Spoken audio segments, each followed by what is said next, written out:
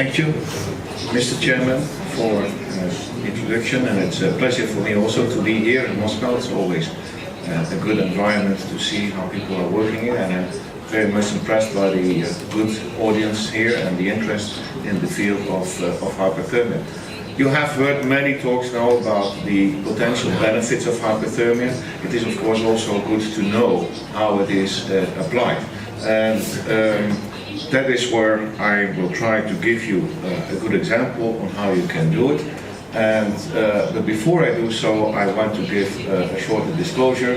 I am a co-founder of a company called Sensius BV, which is in the head and neck area, and I get from time to time travel expenses from various companies. I am from Erasmus University in Rotterdam, where we have, and I'm working on the radiation oncology department, where we have 12 linear accelerators, and hyperthermia, image-guided hyperthermia, is one of the spearheadings in heating, in the research of the department. So what you have heard all about the clinical trials up to now is based upon the results obtained for classical hyperthermia. And that means that we aim at temperatures of 40 to 44 degrees C, reached in a macroscopic volume. So in the tumor, you have to measure that. And also the duration of that treatment is 60 to 90 minutes, and there are multiple fractions. We in Rotterdam normally do 4 to 6, but as you have heard also during the talks, for some locations it can go up to 10 fractions. The aim is to sensitize the tumor to radiotherapy and chemotherapy. So this is what I will be talking about. Oops, I had a wrong button.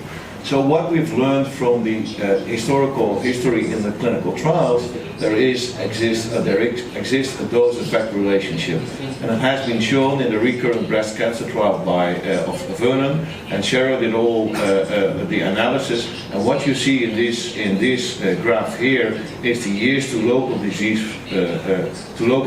or death, and this is the local disease-free survival. And what you see is the red is for radiation, the curve for radiation alone. The blue triangles are for the response for the patient having a thermal dose which is less than 6 cumulative equivalent minutes, and the green plus signs is the response for the patients with a thermal dose larger than 6 cumulative equivalent minutes. And you can clearly see that there is a big difference between the patients who reached the cumulative equivalent minutes of 6 minutes and those who did not. So if you dose, in fact it is saying if your thermal dose is too low, there's no difference with radiation alone. You have to reach a minimum temperature. The same is true in what was found for the Dutch deep hyperthermia trial, where Frank and I analyzed all the data of many patients, 400 patients, and what you see here is this is the response for radiation alone, and here you see the thermal dose parameter. In fact, it's an average temperature increase above 37, and this is the probability on complete response rate. And what you see is this nice increase with increasing dose, and in the end you have about 10% increase for a further 1 degree C increase that you can achieve. So the conclusion of this work is that quality matters. Higher temperatures, you have a better tumor control. So we have to aim at good hyperthermia devices. In the clinic, the quality of the thermal dose depends upon, not surprisingly, the condition of the patient, of course the comfort of the patient in the hyperthermia system, and also the cooling of the patient locally and systemic. Systemic for having the whole body temperature increase under control, and the local to prevent the normal skin heating if you want to heat at depth. But most importantly is, of course, the concentration of the energy to the target. You need to heat where it is necessary, and you need to reach the temperatures that you have to achieve. I thought that was already slow, but I will go slower. So this is where I will focus on the rest of the presentation. Concentration of the energy to the target. ESHO, which is the European Society for Hyperthermic Oncology, has drawn up guidelines, quality assurance guidelines for deep hyperthermia. And the recommendation is that the energy deposition at the target is at least 1.5 times the energy deposition in the healthy tissue. So by doing so, you can get preferential heating at depth. That is something else compared to the capacitive heating systems, where we have to face the fact that Western patients have a fat layer with a thickness more than 2 cm. That means that the fat is heated preferentially for capacitive systems, and by that limiting the amount of energy that you can achieve at depth. So the way out there is to use so-called phased array systems. So what you do is you have antennas all around the patient, you fire them at the same time, and by that you can achieve a more preferential heating of energy deposition at depth. So that is the way we are working in Rotterdam and are applying the treatment. You can find the guidelines, the quality assurance guidelines in Strahlen therapy in the 2012 issue. So, as I explained to you, the best and fastest method to locally heat tissue at depth inside the human body is by depositing the energy at the target. The phased array technology in clinic looks like this with the BSD 2000 system. Here you have 8 antennas all around the patients, and you can control the energy distribution in order to achieve the relevant temperatures. So you control the phase, as I will show you in the next slide, you control phase and amplitude for each of those antennas, and by that you are able to steer the energy to the location where it's needed.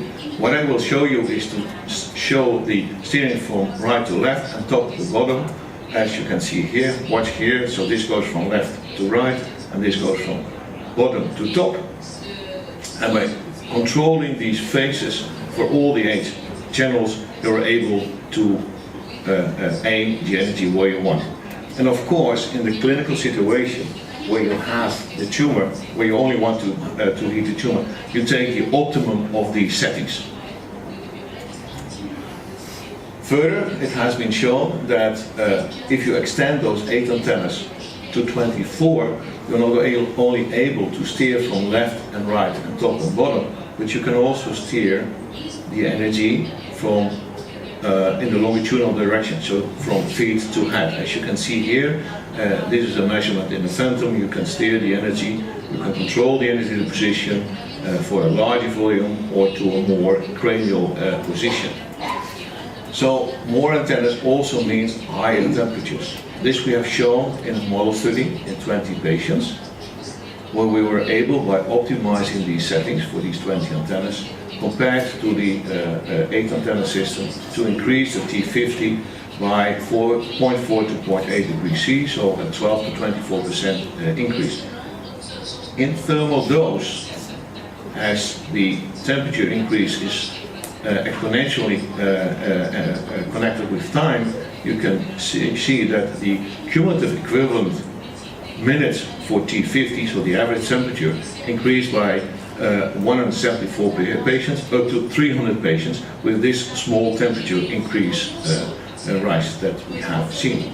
So going to more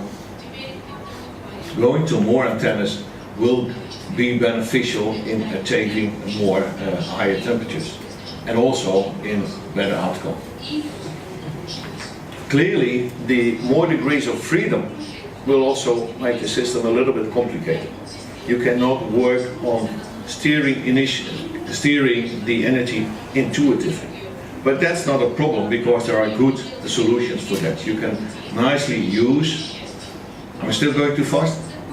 Okay, good. You can use hyperthermia treatment planning to make the best settings. So here we have, if you do a hyperthermia treatment planning, you take the CT MR scan of the patient, like you do in radiation, or you place the patient in the position you're going to treat it with the BSD 2000, you do the segmentation for all tissues, you get your patient model, you apply your applicator, and then you can calculate the optimal energy distribution as is seen here, and then This is the part where it's going to be more, well, maybe less predictive. You get a very nice heating of your tumor temperature. You can achieve that. But of course, what we have to realize is that the translation from an energy distribution or that hyperthermia is a two-step process. We can control the amount of energy we apply, but we do not know upfront the perfusion in the tumor. And as has been shown by Professor Hurwitz just before, during treatment, perfusion may also change. So this step from energy optimization towards temperature optimization is dependent strongly on the blood flow perfusion in the tissue. But for that, there is an option. You can go to the next step, to the second step, where you go from pre-treatment planning to online guiding. So as we have limited information on the temperature distribution, it is good to know the amount of energy distribution that we apply in the patient. This is also hyperthermia pre-treatment planning. We go to online guidance during deep hyperthermia. And what you do is then, in this case, it's a little bit complicated, maybe this one, but you measure the phases and amplitudes that you feed to the patient. You feed it back in your online treatment modeling, and you see during treatment, you can see what is going to happen in your patient. I will show you that in the next slide, and then you can respond to your distribution by putting a constraint, and by that optimizing during treatment the application of your treatment. So here you see the moving. So we have the optimization. So this is the treatment. We have the energy distribution here, and you can see it's online. So this is the actual situation in the treatment room. We have the monitoring. You see the power applied here. You see the energy distribution here. You see it's moving, so it's online.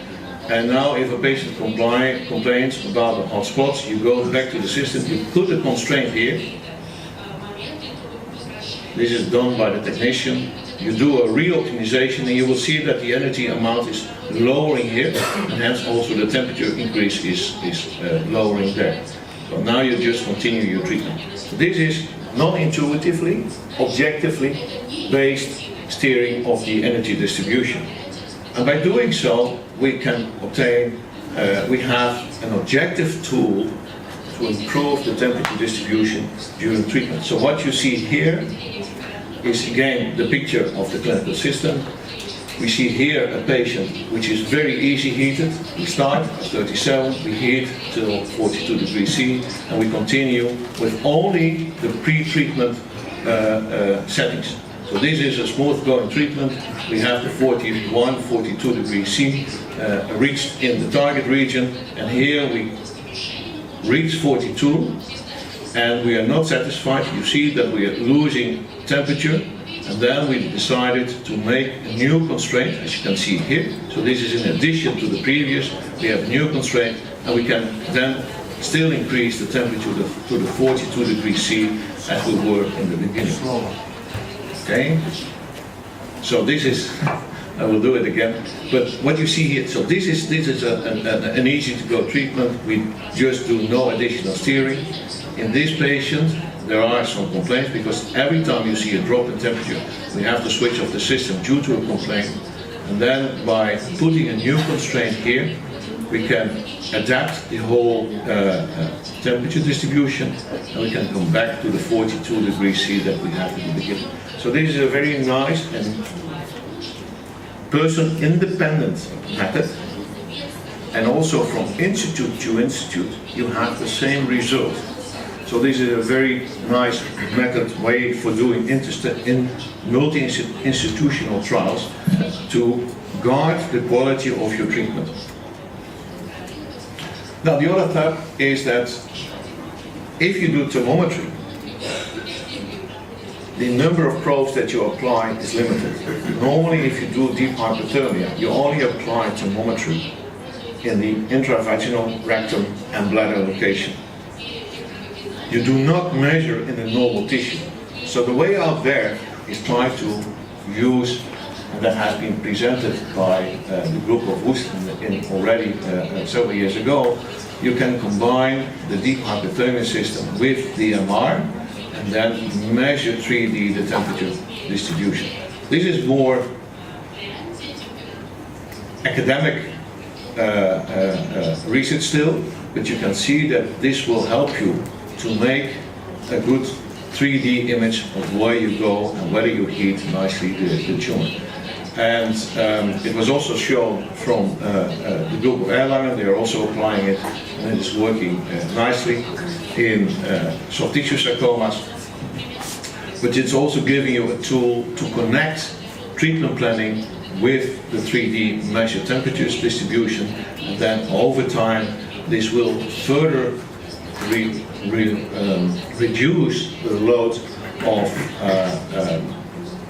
doing hyperthermia, making an easy treatment. In fact, we apply this routinely now.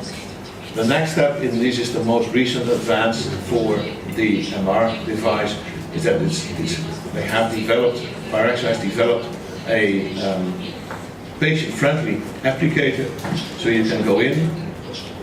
It's always in the same, the patient is positioned at a fixed position, so that improves the match with hyperthermia treatment planning, and also gives you a good matching between the measurements of your MR temperature, and as the patient is low, there is more headspace of the patient to improve the patient contact.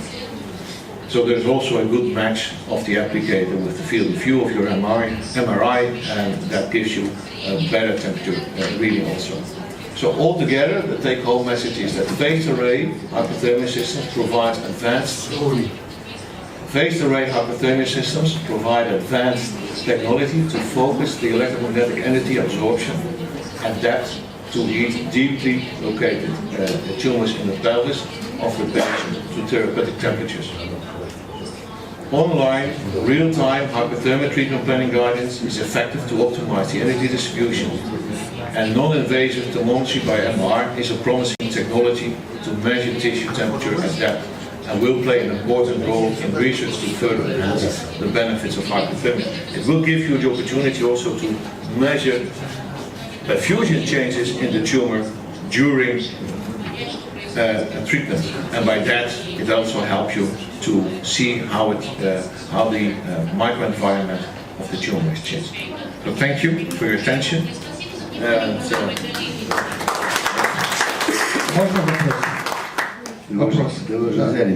Да, только из президиума вопросы, поэтому у меня чисто организационный, методологический вопрос. Скажите, пожалуйста, вот при хорошем распределении температуры, достижение адекватной температуры влияет ли на длительность сеанса лучевой терапии? У меня два вопроса в этом. Можно я все сразу выложу? На длительность лучевой терапии и гипертермии, простите. Значит, и как часто вы проводите гипертермию, допустим, длительность дней между сеансами гипертермии, и влияют ли они на длительность и разовые и суммарные дозы лучевой терапии?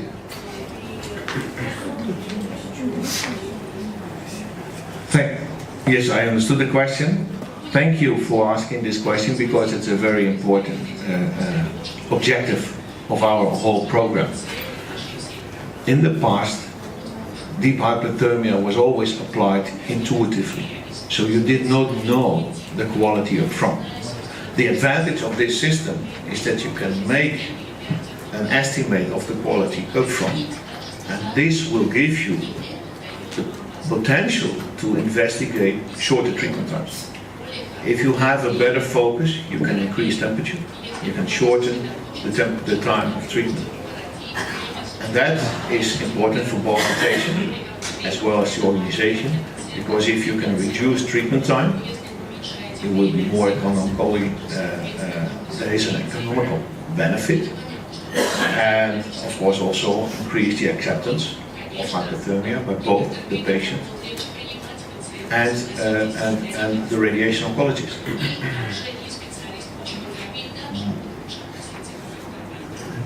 Moreover, by being more reproducible in quality, you may also expect a more constant benefit for the patient and treatment outcome.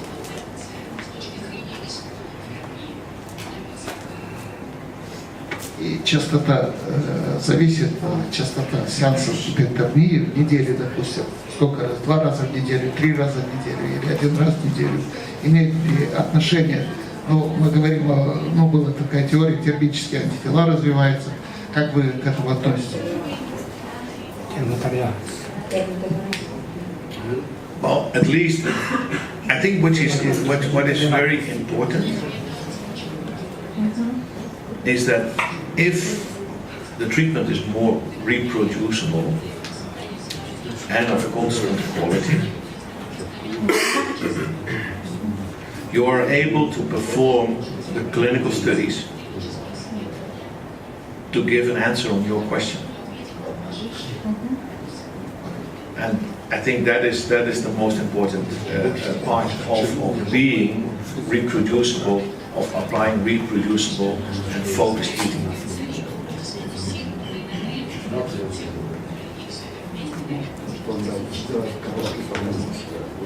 Я имею в виду, что вы проводили 6-8 сеансов локальной гипертонии, а длительность... Будет другой докладчик, у которого больше опыта.